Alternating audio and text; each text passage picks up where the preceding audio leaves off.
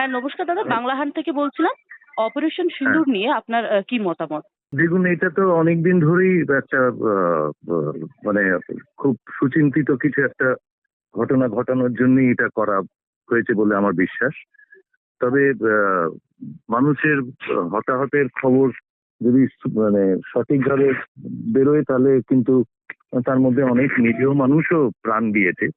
মানে যখন পাকিস্তানেরও অনেক নিরীহ মানুষেরও প্রাণ গেছে, যদিও সেটা বলা হচ্ছে অন্যরকম ভাবে। নিরীহ মানুষের প্রাণ যাতে না যায় সেরকম যুদ্ধ, দেখুন, সেটা একভাবে লোকে চাইতেই পারে, তাদের মনের শান্তি প্রাণের শান্তি, কিন্তু আলটিমেটলি কোনো একটা জায়গায় গিয়ে আমরা পৌঁছতে পারি না। আমি নিজে যুদ্ধের পক্ষে নই কখনোই, কিন্তু যদি কাউকে শায়েস্তা করার দরকার হয় নিশ্চয়ই সেখানে আঘাত করা অবশ্যই দরকার। তো প্রথম খুঁজে বার করা দরকার যারা এই প্রাণঘাতী কাজটা পেহেলগামে বৈশালনে করেছিল। সেই জায়গাটা আমার মনে হয় প্রথম হওয়া উচিত। সেরকম কোনো খবর এখনো পর্যন্ত পাওয়া গেছে কিনা আমি বলতে পারছি না, মনে হয় না। পেহেলগাঁওয়ের যে ঘটনা, 26 জন পর্যটকের 25 জন পর্যটকের প্রাণ গেছিল, তারা কিন্তু অত্যন্ত নৃশংস একটা কাজ, এবং সেই ঘটনার পরিপ্রেক্ষিতে এই যে যুদ্ধ পরিস্থিতি তৈরি হয়েছে, সেই ঘটনার পরিপ্রেক্ষিতেই।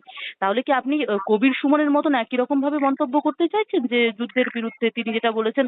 তিনি আবার দাবি করছেন যে দেশপ্রেম তার কাছে আমি জানি না, একটা বুজরুকি, তিনি দাবি করছেন। এটা কিভাবে দেখছেন? তিনি তার নিজস্ব মতামত জানাতে পারে।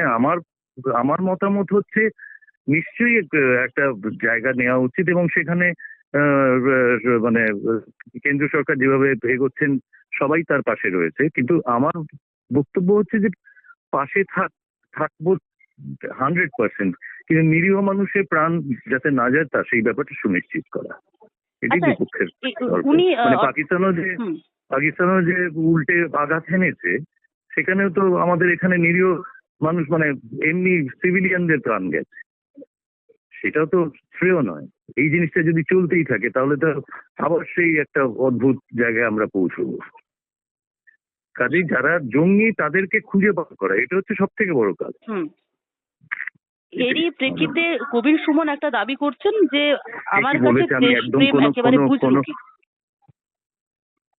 না, আমি কোনো তার মন্তব্য আমি কিছু রিমার্ক করতে চাই না। অপারেশন সিঁদুরের তিনি বিরোধিতাও করছেন। করতেই পারেন, সেটা তার নিজের ব্যাপার। যুদ্ধেরও বিরোধিতা করছেন। যুদ্ধের বিরোধিতা আমার মনে হয় বেশিরভাগ মানুষই করবে, মানে 99% লোকই করবে। আপনিও যুদ্ধের কোনো বিরোধিতা একটা করছেন? মানুষ যুদ্ধ কেউ চায় না, আমরা কেউই চাই না। আচ্ছা, মানে আমরা তো এই ব্যাপারে নভিস, কিন্তু সাধারণ মানুষ হিসেবে যারা ইভেন আজকে সৈন্য মানে সেনাবাহিনীতে যারা ছিলেন তারাও এর বিরোধিতা করছে যে যুদ্ধ করে এটা সম্ভব না। কিন্তু এই জঙ্গিরা প্রবেশ করছে, এটা আমরা আটকাতে পারছি না কেন? এটাই তো আমাদের সব থেকে বড় জায়গা। জঙ্গিরা আটকাতে তো একটা পরিস্থিতি, যুদ্ধকালীন পরিস্থিতি তো হবেই। জঙ্গি আটকাতে কি করে পরিস্থিতির যুদ্ধ করতে হবে? জঙ্গি তো আমাদের দেশের মধ্যে বাইরের দেশ থেকে যখন ঢুকছে তখন আটকানোর কথা।